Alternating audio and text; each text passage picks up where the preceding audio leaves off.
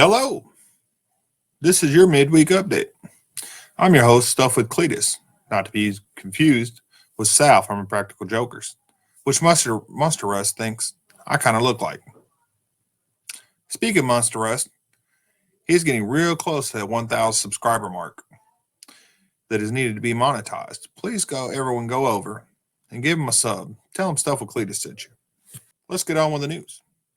In Chevy news, the Silverado single cab short bed is back. The only configuration expected so far is the work truck. This leaves plenty of room for customization. Motor Trend has suggested a 6.2 liter or 454 Super Sport option. Pretty cool.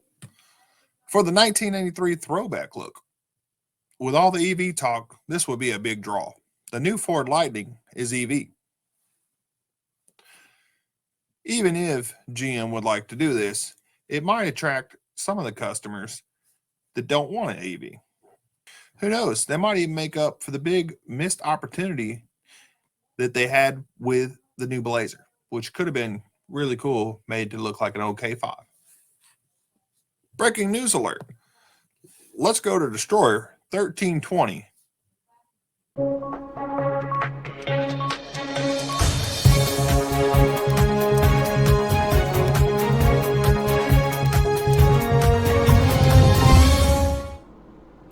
Thanks, Cletus. Breaking news. New legislation was brought in kind of in the middle of that new infrastructure bill.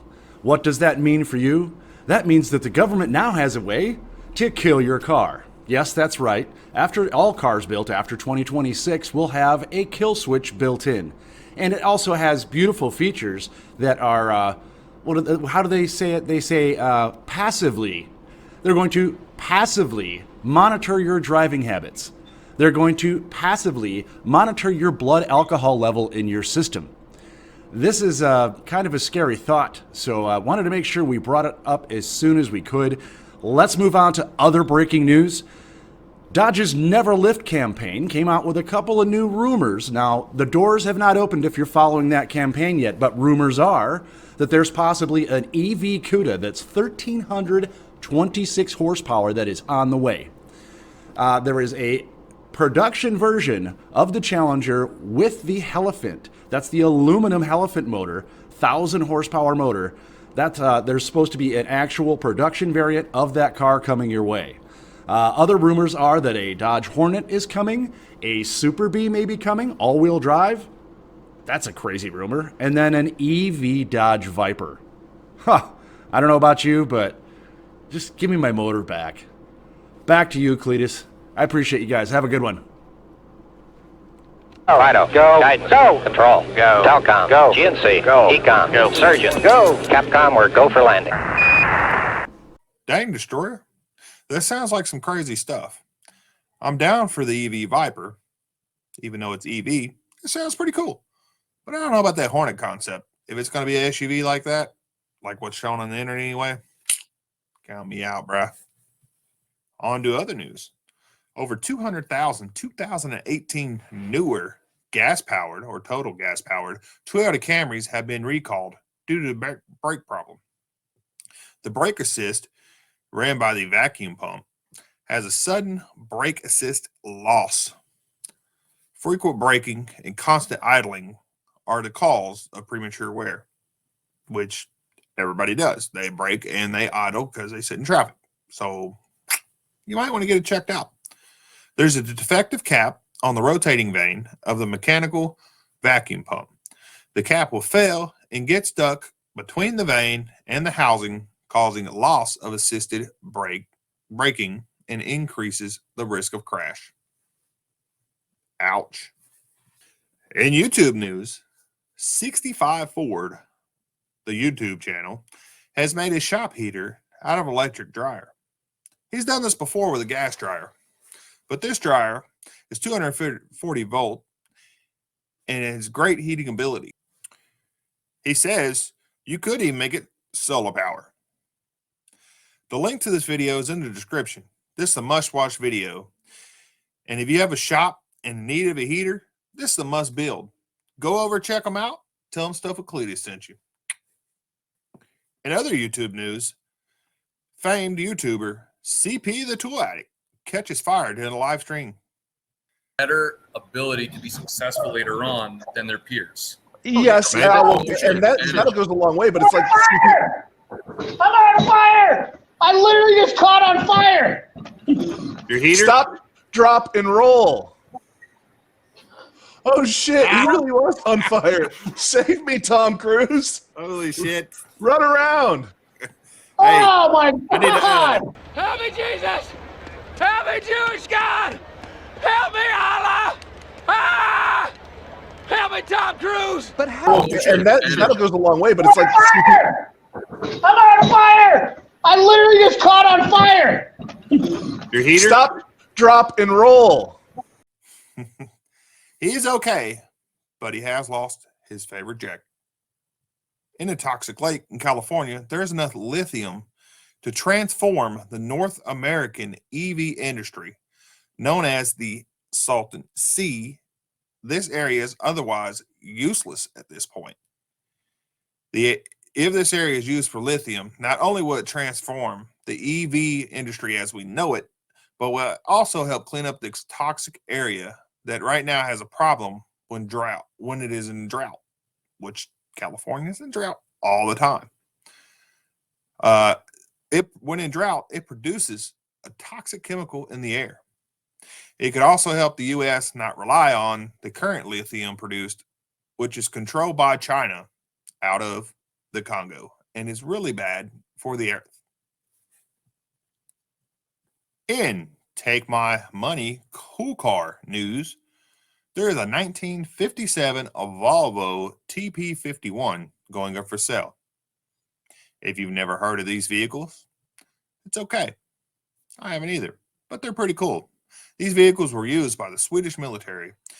In January, will be listed at Barrett Jackson Auction, which obviously if it's there, it's going to be expensive. It is a resto mod. It has a 620 horsepower Chevy engine, 572 crate that replaces the original 90 horsepower engine. Has a mobile satellite for internet, a PlayStation 4, and a built-in beverage cooler. It is nice, but is it as cool as a 1996 Volvo 960 wagon with a 6.0 LS swap? You got to ask yourself. While on the subject of the LSV, which we are calling the LSV because it's an LS swapped Volvo that a few other channels are getting involved with to build in April. We're taking a 6.0 LS and putting it in a 1996 Volvo 960 wagon. That's right. Here is the engine donor. Well, there she is. This is the 6.0 donor for the Volvo LS build. It has a brake issue, and it probably could be fixed, but she's the big boy. It's got 6.0 4L80E. Yeah, it's a nice vehicle overall. It'll be a great donor. Well, let's hear about LS Fest since we're already talking about LS. For that, we'll go to Wasted Talent Fabrications. With the year coming to an end, we're all looking forward to 2022, and especially LS Fest, which has been announced for September 9th of 2022. This year, the Trash Content crew will be showing up in force with multiple vehicles from across the different channels. If you guys have not had a chance to check out these fine YouTube craftsmen, I highly recommend them. Make sure you hit the link in the description down below and give everyone a follow and some words of encouragement to finish up their piles of junk to be ready for that hard deadline. This has been a special LS report from your host, Wasted Talent Fabrications. Thanks, Wasted. I can't wait for LS Fest. It's going to be a great time to show off a super slick Volvo wagon, the one we're building. In manufacturing news, Mazda will be building a plant in Huntsville, Alabama. The plant will be a crossover SUV plant, and the SUV will be known as the CX-50. It's a shared facility with Toyota and their new Toyota Cross, or excuse me, the Corolla Cross. As of now, the Corolla Cross is an SUV crossover, but it does have the possibility or rumors that it could be a SUV truck crossover, like the Honda Ridgeline, the Maverick truck anyway, and the new Hyundai truck. I don't know about you guys, but I'm over the crossover fad. Let's get back to cool cars or cool station wagons. Let's talk about something more interesting. How about a cool new station wagon? Yeah, I said it, a cool station wagon. Motor Week has a video on the 2021 Volvo V60 wagon. The V60 wagon has a 2.0 four-cylinder engine with 330 horsepower and 295 pounds of torque. What makes this Volvo cool? Well, it's supercharged and turbocharged. Yeah, it has both. The wagon can do 0 to 60 in 4.9 seconds. Just over 3,700 pounds, it still gets 70 miles to the gallon thanks to its hybrid technology. It has a front-wheel drive gas-powered engine and a rear-wheel drive electric engine, which makes a very capable all-wheel drive that is gas-sipping with a punch. Prices start at $40,000. Speaking of Motor Week, have you guys noticed the difference in John Davis? John Davis has been doing Motor Week since 1981. Looking at the difference, he must have had a lot of time on the beach in his old age.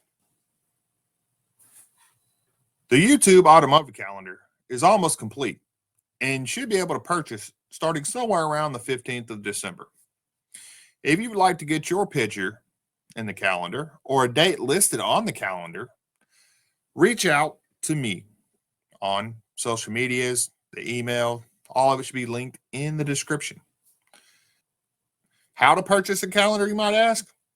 Tune in next week and I'll have it situated by then, and or be on the lookout on the social medias or on YouTube, of course, and I will announce when they are ready and how to purchase them and all the specifics. All of the profit and proceeds will go to the Arkansas Food Bank. In Tesla news, late on December 1st, Tesla listed the Cyberquad for kids for sale on their website. The full electric quad cost $1,900. The four-wheeler or quad goes up to 10 miles an hour on the lithium-ion batteries to a charge for 15 miles of range. Basically, it's an upgraded Power Wheel at 4 times the price. The Power Wheel, seen here, can hold a charge of 2 hours and reach a speed of 5 miles an hour, but only costs $240. The Cyberquad is a much smaller version of the Cyberquad that was debuted, the Cybertruck, just a little over 2 years ago. Even if you wanted one of these Cyberquads for kids, you can't have one. The Cyberquad was sold out on December 1st, restocked, and sold out again on December 2nd.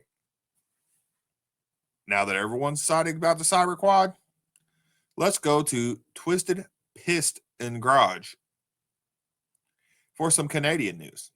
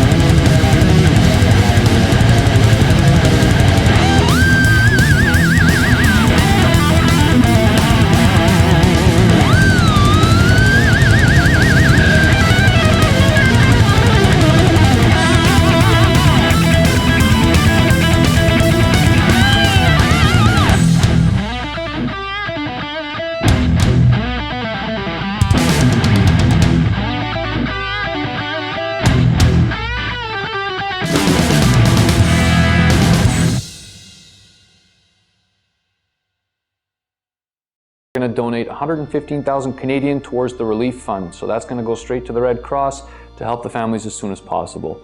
All right, that's it for me this week. Over to you, Cletus. Oh, that's pretty cool, Twisted. Now, let's talk about something near and dear to all you car guys. Squatted trucks. So that's what I was thinking. Yeah. The Gail Lane, Tennessee Tilt, or Carolina Squat, whatever you call it, the dog pooping stance is under attack. A law has passed in North Carolina banning squatted trucks. Country and automotive community thanks you. But with all government oversight ideas, we give them a little and they sneak in a lot.